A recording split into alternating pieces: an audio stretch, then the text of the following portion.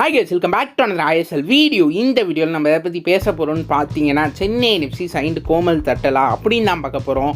அதுக்கப்புறம் பார்த்தீங்கன்னா மோகன் பகான் சூப்பர் ஜெயின்ஸ் பார்த்தீங்கன்னா ஆல்பர்ட்டோ ரோட்ரிகஸை சைன் பண்ணியிருக்காங்க. அவங்களுக்கு இது ஒரு நல்ல சைனிங்கா அப்படின்னு தான் பார்க்க போகிறோம். இன்னும் நீங்கள் சேனல் சப்ஸ்கிரைப் பண்ணாமல் இருந்தீங்கன்னா மறக்காமல் பண்ணிக்கோங்க. சரி, வாங்க டேரெக்டாக வீடியோக்குள்ளே போயிடலாம்.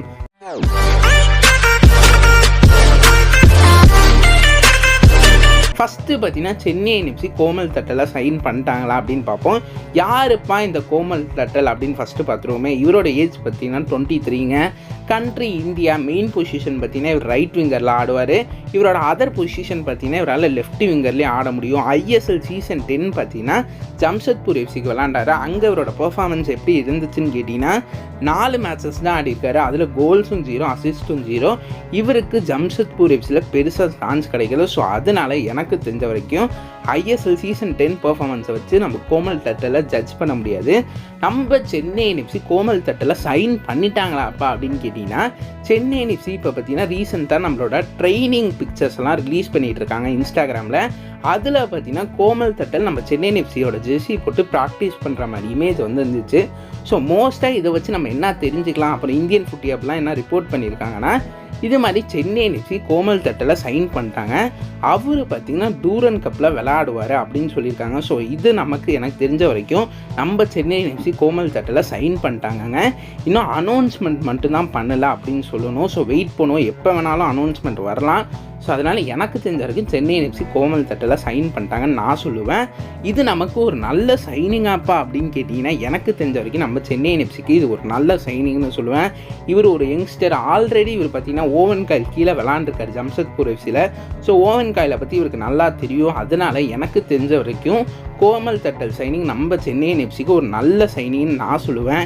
நீங்கள் மறக்காமல் கீழே கமெண்ட் பண்ணுங்கள், சென்னை எஃப்சிக்கு கோமல் தட்டலோட சைனிங் ஒரு நல்ல சைனிங்கா அப்படி நீங்கள் மறக்காமல் கீழே கமெண்ட் பண்ணுங்கள்.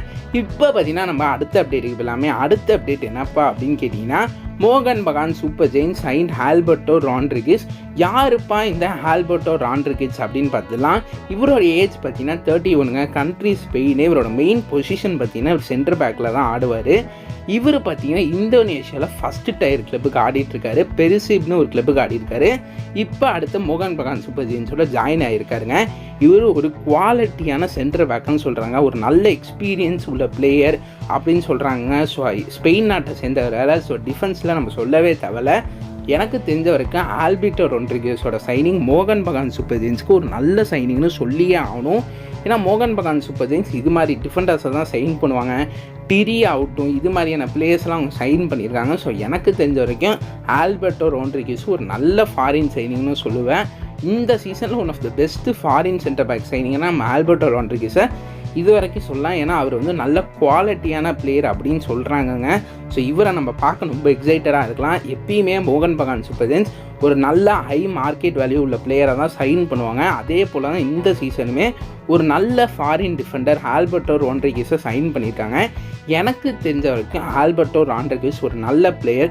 இவர் பார்த்திங்கன்னா செட் பீஸ்லேயும் கோல் அடிப்பார். ஸோ அதுவுமே இவங்களுக்கு ஒரு பெரிய அட்வான்டேஜாக இருக்கும். டிஃபென்ஸ்லேயும் ஹெல்ப் பண்ணுவார். அதே செட் பீஸ்லேயும் இந்த கார்னர் மூலமாகவும் இல்லாத கோல் ஸ்கோர் பண்ண முடியும்னால எனக்கு தெரிஞ்ச வரைக்கும் ஆல்பர்ட்டோ ராட்ரிகஸோட சைனிங் மோகன் பகான் சூப்பர் ஜெயின்ஸ்க்கு ஒரு நல்ல சைனிங்னு நான் சொல்லுவேன். நீங்கள் மறக்காமல் கீழே கமெண்ட் பண்ணுங்கள், ஆல்பர்ட்டோ ராட்ரிகஸோட சைனிங் நம்மளோட மோகன் பகான் சூப்பர் ஜெயின்ஸ்க்கு ஒரு நல்ல சைனிங்கா அப்படின்னு நீங்கள் மறக்காமல் கீழே கமெண்ட் பண்ணுங்கள்.